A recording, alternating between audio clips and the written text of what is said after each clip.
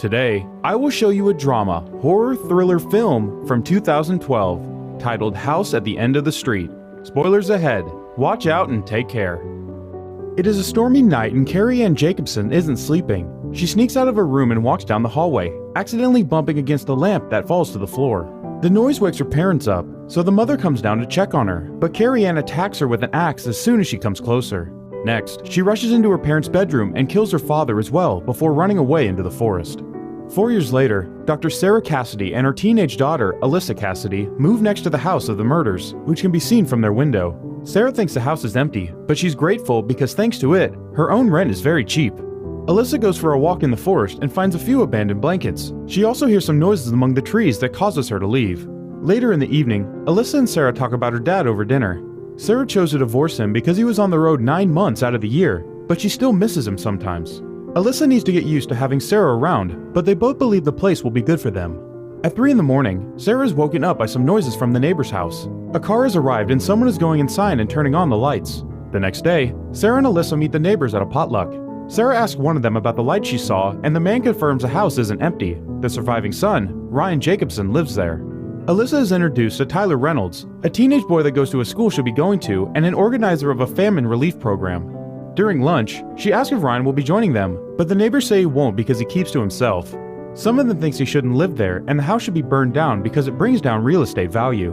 Alyssa asks where Ryan was the night of the murders. Tyler tells her he was staying with an aunt upstate. Nobody knows what happened to Carrie Ann. It is believed that she drowned in the dam, but her body was never found, so some rumors say she still lives in the woods. When Sarah and Alyssa go back home later, Alyssa hears some noises in the woods again, and a shadow can be seen among the trees. One morning, Alyssa plays her guitar and sings on the porch before going to school. Tyler invites her to his famine relief program meeting, and Alyssa initially says no because she has plans with her mom. But after Sarah calls her to tell her she's been assigned the night shift, Alyssa accepts the invitation. When she goes over to Tyler's in the evening, she discovers the meeting is actually a party filled with gambling, music, and alcohol. A few moments later, while looking for the bathroom, Alyssa finds a sick girl on the bed, Jillian. She asks her if she's fine and covers her with a blanket, but the girl just gets up and rushes into the bathroom to throw up. So Alyssa decides to sit on the bed and wait until the bathroom is free. Tyler finds her there and sits next to her, getting in her personal space to hit on her. Alyssa calls him drunk, but he insists and pushes her down on the bed to assault her. Alyssa turns him down again and pushes him off before leaving the house. The road is dark and empty. There is also thunder rumbling in the distance. Alyssa starts walking home, and when a car stops near her, she tries to call her mom, but she doesn't pick up. The driver turns out to be Ryan, who recognizes Alyssa as his new neighbor and offers her a ride, but she turns it down. Just a few seconds later, though, rain starts falling heavily, so when Ryan stops the car again, Alyssa accepts to get in. After a moment of awkward silence, Alyssa asks him how he can live in the house where his parents got killed. He explains he's fixing it up to sell it. Ryan tells her he can hear her singing in the morning and that she was good. Alyssa says she used to be in a band and that her dad was a rock star too. She finds that Ryan still has cassettes and an 8-ball keychain in the car. That's because it used to be his dad's.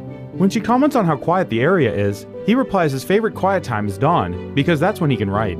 They arrive at Alyssa's place and she says goodbye to him when her mother starts calling her on the phone. Sarah also starts questioning her as soon as she makes it inside, not liking it when Alyssa explains it was Ryan who gave her a ride.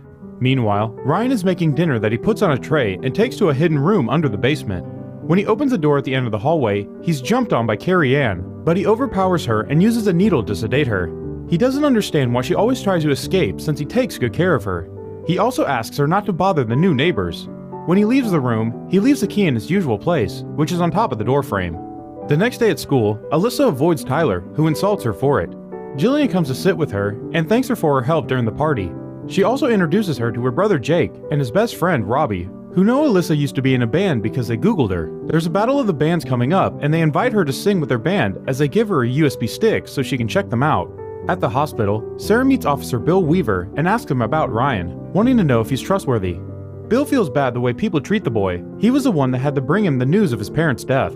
He says Ryan's aunt was a senile old woman and Ryan was the one taking care of her instead of the other way around, but she died a year ago. As far as he knows, Ryan has never gotten in trouble, but the neighbors like to complain about him anyway. Alyssa goes to the neighbor's house to visit Ryan and takes him a CD she made for him. She finds him checking out her website because he wanted to listen to more of her music. She notices he has a baby monitor on the table, kid drawings on the fridge, and way too much food. He explains this because he tries to go to town as little as possible. While looking around the house, she finds a picture of the family and says it must have been nice to have both parents together. Ryan tells her Carrie Ann was the heart of the family and everything changed after the accident. That's the time she was sent away. Afterward, Alyssa finds Carrie Ann's room, which looks like it belonged to a little kid, while Carrie Ann was supposedly 13. Ryan explains she had brain damage from the time she fell off the swings while Ryan was watching over her because her parents were inside all day consuming drugs, although he doesn't tell Alyssa about that last fact. When Carrie Ann woke up, she was different. She would attack her family and break things. That's why there were bars on her windows. After Alyssa leaves the house, Ryan checks on Carrie Ann, and he's so distracted by the guilt and the memories he revisited today that he forgets to lock the door. While helping her mom make the bed, Alyssa tells her she's visited Ryan and she thinks he's a very sweet but sad boy. Sarah says she's just trying to fix him, to which Alyssa takes offense and causes her to leave the room. Thanks to Ryan's mistake, Carrie Ann escapes and tries to reach the neighbor's house. Ryan sees her through the window, so he stops riding and goes after her. The noises Carrie Ann makes when walking on the back porch alert Alyssa, who comes outside to see what's going on. She's suddenly startled by someone touching her back, but it's just Jillian, who had let herself in because the front door had been left open. After the girls go back inside, we see Ryan has captured Carrie Ann and they are hiding nearby. The next day, Alyssa plays for Jake and Robbie and joins their band. Later in the evening, she discovers her mom has invited Ryan over for dinner. Sarah asks him many awkward questions while drinking a lot of wine, but when she leaves the room to get dessert, Ryan still thanks Alyssa for being the first person to invite him somewhere since the murders. Alyssa holds his hand to comfort him, but quickly takes it back when her mom returns. Sarah is worried about her daughter, who is just a high school student while Ryan is a college boy, so she puts a rule in place. She does want them to be friends, but they aren't allowed to hang out unless she's there as well. Alyssa obviously dislikes this, but Ryan says he'll respect the rule before leaving. Mother and daughter end the night arguing over this. The following day, Sarah tells what happened to Bill, who is very understanding. Sarah says she knows she can't keep Alyssa from boys, but she doesn't want her to make the same mistake she did. Besides, she knows Alyssa likes to pick the most damaged boy around and makes him into a project, and she doesn't want Ryan to be part of that pattern. Meanwhile, Alyssa is complaining about her mother to Jillian when they come across Ryan. Alyssa had called him there to apologize for last night. Then she asks him for a ride, saying that since Jillian will be with them, they'll technically not be alone. After dropping Jillian at her home, Alyssa gets a call from her mom saying she'll have another late shift. Sarah had actually called the house, but Alyssa had forwarded all the house calls to her cell phone, so her mom will never know that she's with Ryan. They go to Ryan's place and take a walk in the woods, where Ryan shows him a special tree that looks like a face. Alyssa tells him she likes the way he sees things and kisses him. They go inside the house and make out on the couch. The noises they make reach Carrie Ann through the baby monitor. She gets out of her bed and finds the lid of a cardboard box, which she flattens out and slides under the door. Then, she hits the door a couple of times until the key falls on the lid. So when Carrie Ann slides the cardboard back inside, she can grab the key and open the door. She sneaks upstairs and grabs a knife. Ryan sees her just in time as Alyssa is about to find her. He kicks Alyssa out of the house before chasing after Carrie Ann, who is now running through the woods. There's a couple in a car nearby, and Carrie Ann is about to reach them when Ryan jumps on her and captures her. While dragging her to a hiding spot, he covers her mouth with his hand, but Carrie Ann keeps on making noises that could alert the couple, so his hold on her becomes stronger. This, however, makes him accidentally snap her neck and kill her. Devastated with grief, he puts her body in the trunk of his car then drives away. After taking care of the body, he enters a diner where he meets a kind waitress named Peggy Johns, who is wearing a Penn State sweatshirt. Feeling bad for him, she gives him some cake and milk on the house. Alyssa is on the phone with Jillian telling her what happened, but she hangs up when Sarah comes over to apologize for how she handled things with Ryan and gives her a gift for her show. But Alyssa isn't in the mood to talk to her, so she just gives her short performative answers. The next day, she practices with her band when Ryan calls her to apologize and says he needs to tell her some things later. Alyssa takes the chance to invite him to Battle of the Bands, which he accepts. After hanging up, Ryan changes the lock of the special hidden room.